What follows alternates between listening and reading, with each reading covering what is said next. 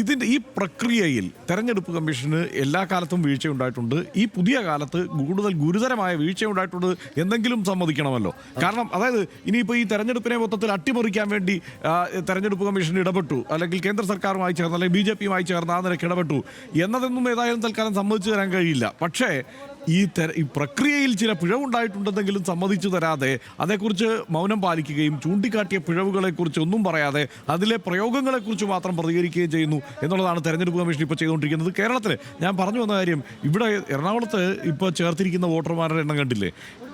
അതേ 400 square feet ഉള്ള ഒരു കെട്ടിടത്തിൽ 83-84 വോട്ടർമാരെ ചേർത്തിക്കുകയാണ്. ഇതര സംസ്ഥാന തൊഴിലാളികൾ മറ്റു സ്ഥലത്ത് ജോലിക്കൊക്കെ പോകുമ്പോൾ അവർ വോട്ടൊക്കെ ചേരും, അവിടെ വോട്ട് ചെയ്യും. ആ നാടുമായി എത്രയും ഇടപഴകി ജീവിക്കുമ്പോൾ അങ്ങനെയൊക്കെ സംഭവിക്കും, സ്വാഭാവികമാണ്. ഇപ്പോൾ എൻ്റെ നാട്ടിലൊക്കെ ധാരാളം തമിഴ്നാട്ടിൽ നിന്ന് വന്ന് അവിടെ തൊഴിലെടുത്ത് ജീവിക്കുന്ന ആളുകളൊക്കെ അവിടെ വോട്ട് ചേർത്തിട്ടൊക്കെ ഉണ്ട്. അതുപോലെ നമ്മൾ മലയാളികൾ മറ്റു പല സ്ഥലത്തും പോയി വോട്ട് ചെയ്ത് അങ്ങനെ മുന്നോട്ട് പോകുന്നുണ്ട്. ഇത് പക്ഷേ അങ്ങനെ നമുക്ക് കണക്കാക്കാനാവില്ല. ഇവരാരാന്ന് കണ്ടെത്താൻ പറ്റുന്നില്ല.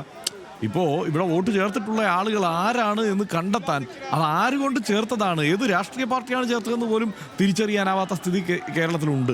അപ്പോൾ ഇവിടെ എന്ന് പറയുമ്പോൾ കേരളത്തിൻ്റെ സ്ഥിതി മറ്റൊന്നുകൂടിയാണ്. എത്ര ആയിരക്കണക്കിന് ലക്ഷക്കണക്കിന് തൊഴിലാളികൾ, ഇതര സംസ്ഥാന തൊഴിലാളികൾ ജോലി ചെയ്യുന്ന സംസ്ഥാനമാണെന്ന് കൂടി ഓർക്കണം. അപ്പോൾ അത്രയും ലക്ഷക്കണക്കിന് തൊഴിലാളികൾ ജോലി ചെയ്യുന്ന സംസ്ഥാനം എന്ന നിലയ്ക്ക് കേരളത്തിലെ രാഷ്ട്രീയ കക്ഷികൾ ഈ കാര്യത്തിൽ കൂടുതൽ ഗൗരവം കാട്ടേണ്ടതുണ്ട്. ഇതൊരു കാര്യം കൂടിയുണ്ട് കേരളത്തിൽ നിന്നത് പറഞ്ഞ് ഞാൻ അവസാനിപ്പിക്കാം. കാരണം കേരളത്തിൽ ഈ കണ്ടെത്തിയിരിക്കുന്ന വിവരങ്ങൾ വലിയൊരു അപകട സൂചന തരുന്നുണ്ട്. അതെന്താണെന്നറിയാമോ? ഈ രാഷ്ട്രീയ പ്രക്രിയയിൽ കേരളത്തിലെ രാഷ്ട്രീയ പാർട്ടികൾ എത്രത്തോളം ദുർബലമായാണ് ഇപ്പോൾ ഇടപെടുന്നത് എന്നതിൻ്റെ സൂചന കൂടിയാണ്. മുമ്പൊക്കെ ഓരോ വോട്ടർമാരും ആരാണെന്നുള്ളത് അതാത് പ്രദേശത്തെ രാഷ്ട്രീയ പ്രവർത്തകർക്ക് അറിയാമായിരുന്നു. ഇപ്പോൾ അത് അറിയാവുന്ന ഒരു സ്ഥിതിയില്ല. അതുകൊണ്ടാണല്ലോ ഇങ്ങനെയൊക്കെ സംഭവിക്കുന്നത്.